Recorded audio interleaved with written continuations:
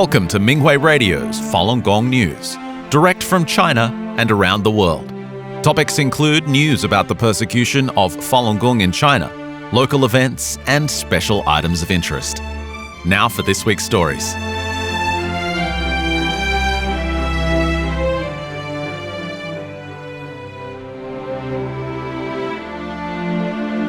USA. In commemoration of the 34th anniversary of the introduction of Falun Dafa to the public, 3 federal lawmakers from Pennsylvania and Delaware requested that the U.S. flag be raised over the U.S. Capitol to honor the founder of the practice, Mr. Li Hongzhi, and to celebrate World Falun Dafa Day on May 13th. Delaware Senator Lisa Blunt Rochester, Delaware Representative Sarah McBride, and Representative Krister R. DeLuzio from Pennsylvania bestowed certificates marking the honor, as well as the U.S. flag that was raised over the Capitol for Mr. Li.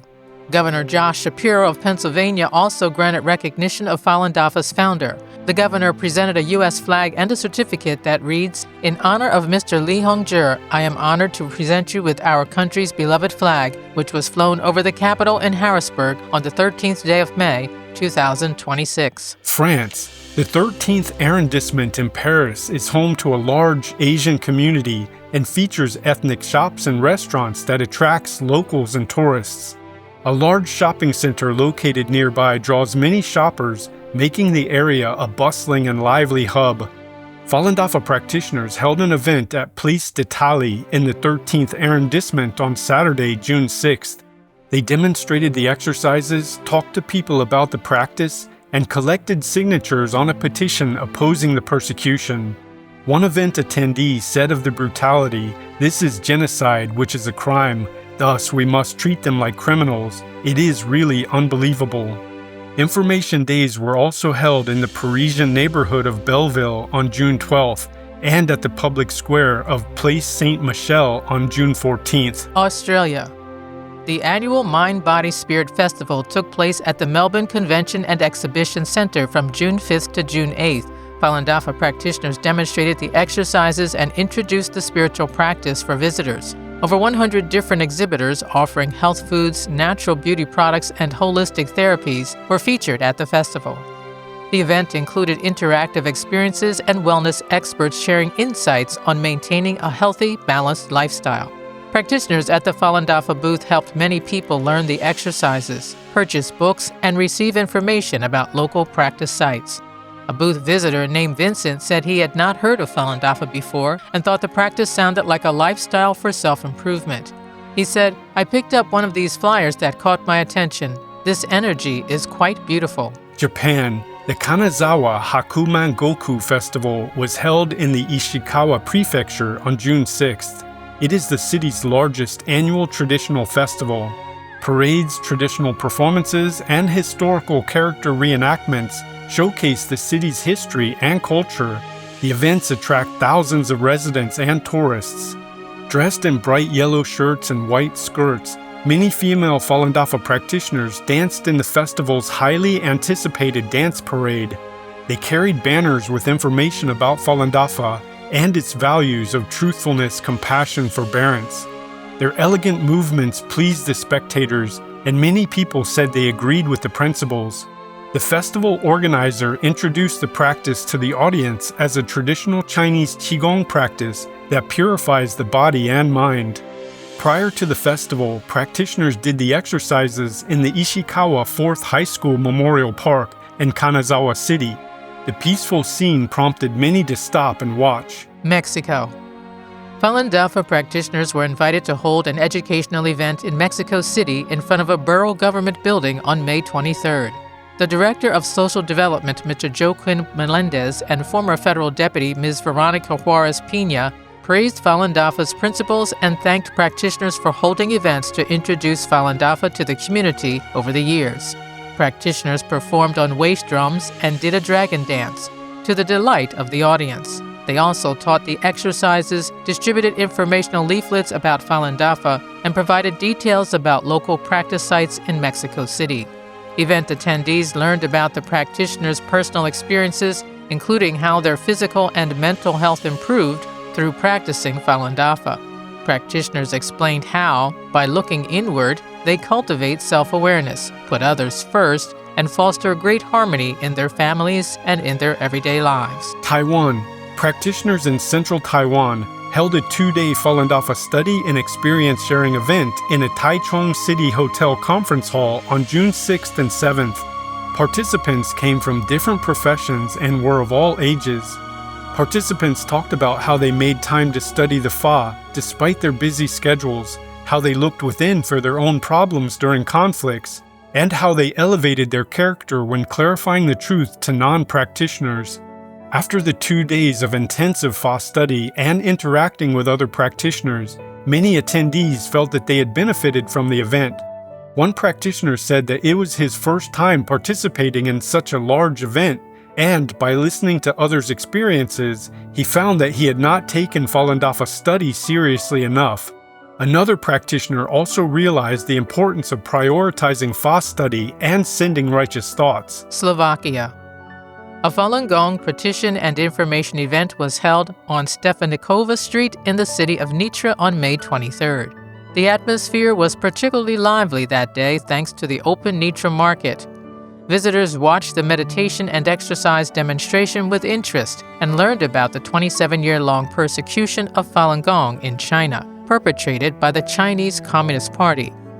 On Saturday, May 30th, practitioners organized a petition event at SNP Square in the city of Banska Bystrica. Passers-by stopped to read the display signs, the petition, and express support. Joseph said of the persecution, "It should not be happening."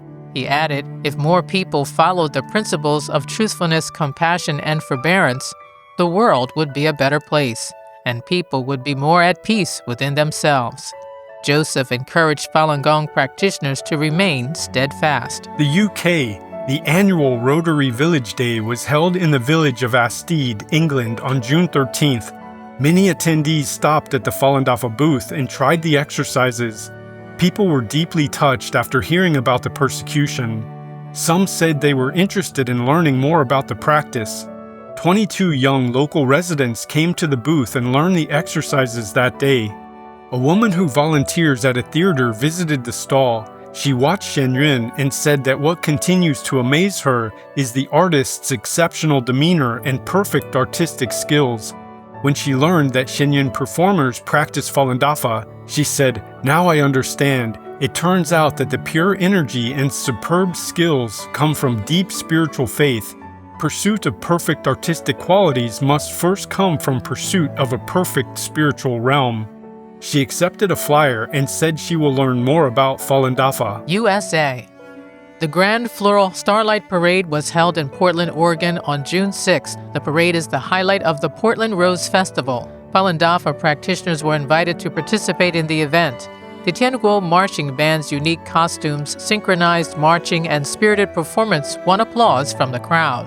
The practitioners' float received a Grand Marshal Award as the best non-commercial float and was praised by spectators. Shaped like a boat, it was embellished with traditional Chinese landscape scenes in shades of purple and trimmed in shimmering gold. It exuded an air of elegance and grandeur. The deck was adorned with models of lotuses and undambaro flowers, a rare blossom which is said to bloom only once every 3,000 years. Local media Fox 12 and KGW live-streamed the parade, and it was viewed by thousands.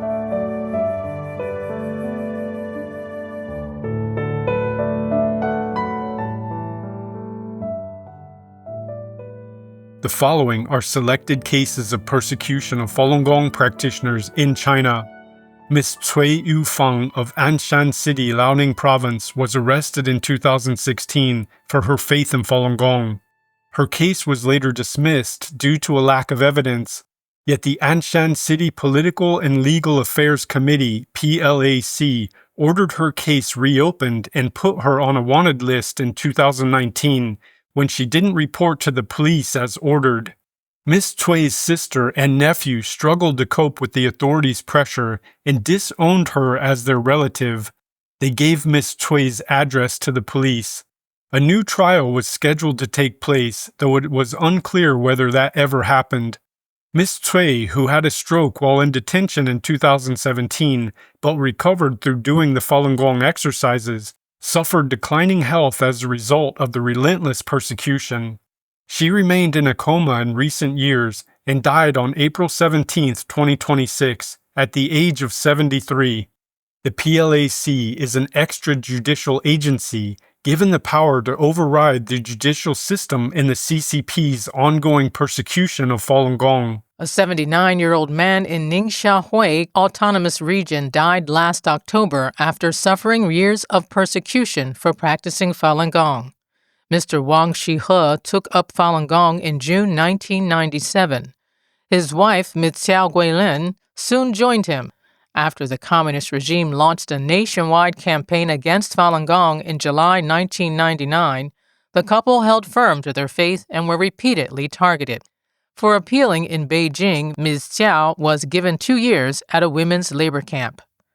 10 years ago, a dozen officers broke into Ms. Xiao's home to arrest her and Mr. Wang. The couple was suspected of putting up banners bearing Falun Gong messages along local roads. At least 10 other local Falun Gong practitioners were also arrested around the same time. Ms. Xiao was later sentenced to 3 years. The police would often harass Mr. Wang at home. After his wife was released, they faced continued harassment, especially around politically sensitive dates. A married couple in Guangzhou City was arrested for their faith in Falun Gong last April. 87-year-old Mr. Wei Yingxing and his wife, 74-year-old Miss Wang Mengying, were seized on the street on April 20, 2026, by over a dozen police officers. The police snatched the couple's keys and raided their home, where they confiscated their Falun Gong books and other valuables. Before leaving, the police vandalized their house. The husband was released on bail, but the wife remains detained and is facing indictment. She is also suffering from hypertension. According to insiders, 9 other local Falun Gong practitioners were also arrested the same day. The mass arrests were ordered by the Guangzhou City Police Department and called Operation F1212. Both Mr. Wei and Miss Wan have been repeatedly targeted over the past 2+ decades for practicing Falun Gong. He was previously sentenced to a 4-year prison term and suffered brutal torture. He was not allowed to see his mother before she died at the age of 97. His youngest son struggled to cope with his imprisonment and developed clinical depression. A 58-year-old man in Fushun City was sentenced to 4 years for his faith in Falun Gong. Mr. Ge Xin was arrested last year by police officers. While held in a detention center, he fell into a coma and was rushed to the hospital. The police kept the unconscious Mr. Ge shackled in the hospital despite his family's protest. He was found to have a brain tumor and brain bleeding. It is unclear when Mr. Ge was discharged from the hospital, but the police took him straight to a nursing home. He is unable to walk and remains bedridden to this day. The police put him under close surveillance and did not allow his family or others to visit him. His loved ones found out about his prison sentence recently, but still do not know anything else about his prosecution.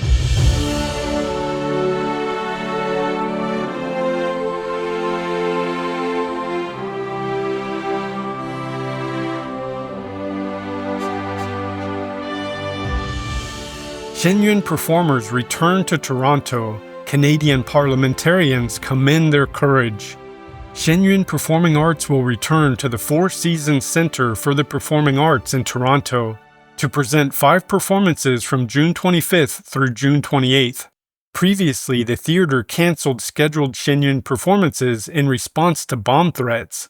Members of Parliament James Bazin and Kyle Seebeck sent letters to congratulate Shenyuan and to welcome the artist's return to the community. Member of Parliament Kyle Seebeck wrote, "Thank you to the Falun Dafa Association of Toronto for once again bringing the highly acclaimed Shenyuan to Toronto for Canadian audiences to enjoy. After 20 seasons, Shenyuan's stunning performances involving outstanding classical music and dance continue to uplift and inspire audiences here and around the world, while highlighting the importance of preserving cultural heritage and freedom of expression." Member of Parliament Bazin wrote, "Please accept my heartfelt congratulations on the successful rescheduling of your performance following the unfortunate disruptions caused by recent bomb threats. The challenges you faced were undoubtedly difficult, yet your ability to continue your performances despite such obstacles demonstrates remarkable courage and commitment. The parliamentarian continued, since 1999, practitioners of Falun Dafa have been subjected to cruel and inhumane attacks and experienced many atrocities at the hands of the Chinese Communist government. Canada has important tools to respond to gross human rights violations. The Justice for Victims of Corrupt Foreign Officials Act, Sergei Magnitsky Law, enables targeted sanctions against foreign officials responsible for serious abuses, including those involved in the persecution of Falun Dafa practitioners. Forum attendees in Pennsylvania support U.S. legislation to end live organ harvesting. The Lehigh Valley Tea Party, headquartered in Allentown, Pennsylvania, invited representatives from the organization Doctors Against Forced Organ Harvesting, or DAFO, to speak at their meeting on June 4th. Founded in 2006, DAFO is dedicated to investigating and stopping the crimes against humanity. The organization has been nominated for the Nobel Peace Prize 3 times.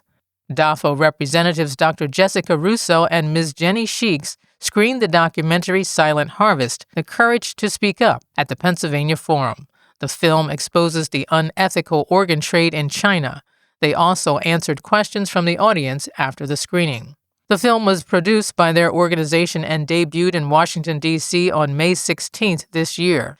It presents an analysis of medical data and interviews with over 10 doctors, including a renowned transplant surgeon, ethicists, China experts, and victims. Ms. Sheeks said during the presentation, "This is not just a medical issue, but a battle between good and evil. If we knew what happened but kept silent, we would fail to fulfill our responsibility to uphold justice." Both she and Dr. Russo talked about the state-sanctioned atrocity of harvesting organs from Falun Gong practitioners while they are still alive, and called on the audience to support practitioners and the victims of Forced Organ Harvesting Protection Act, S4009, which was introduced in the U.S. Senate on March 5th of this year.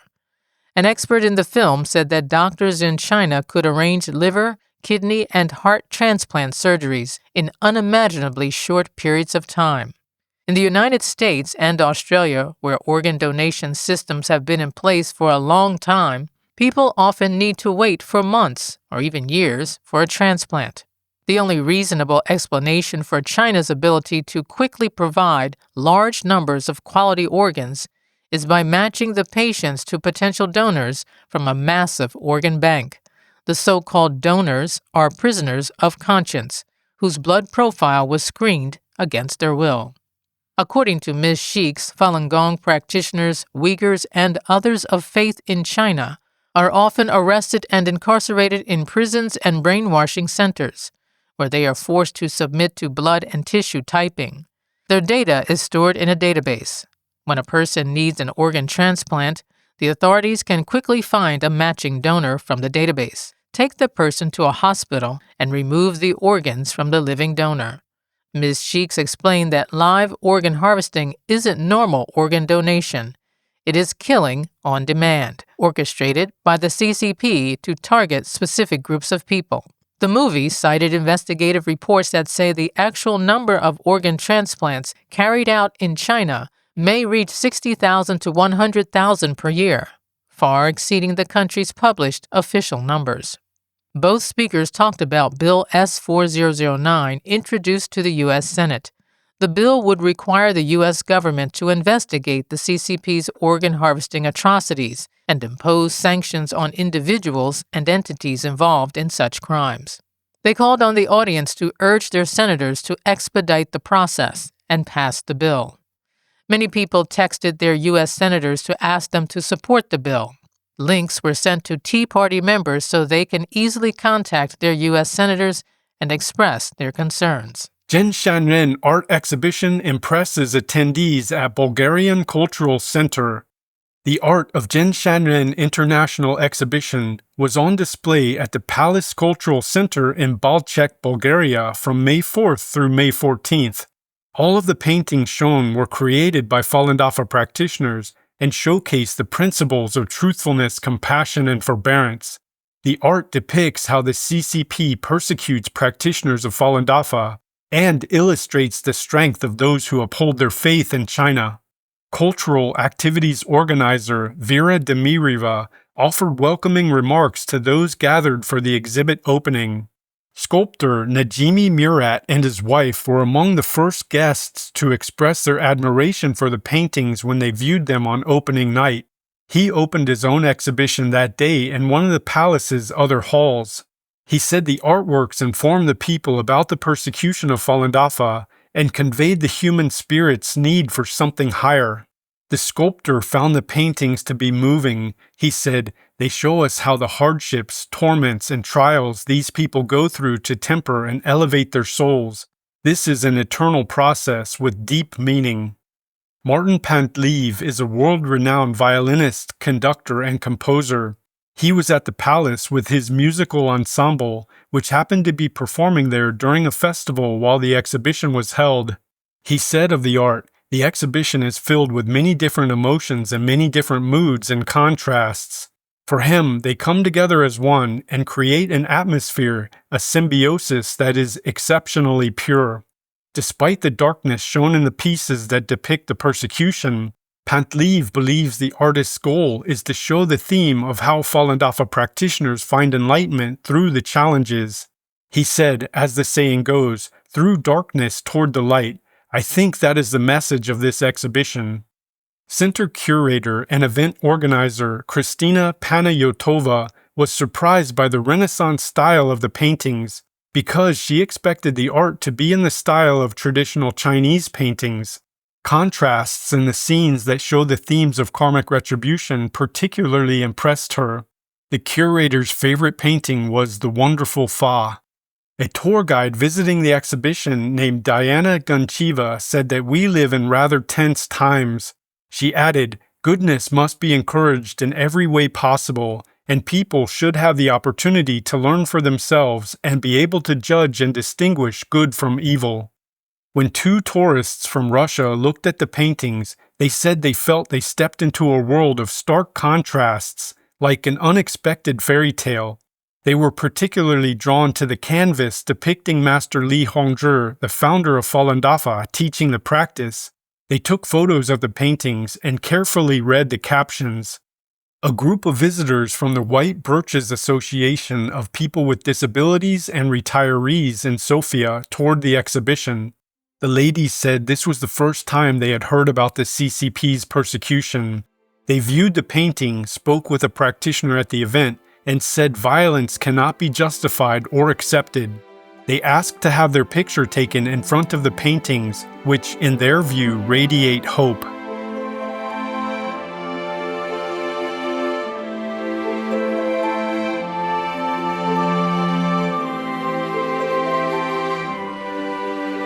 Thank you for listening to the Minghui Radio Podcast. For more information, including news about the persecution of Falun Gong practitioners in China and experience sharing stories by practitioners around the world, please visit our website at en.minghui.org.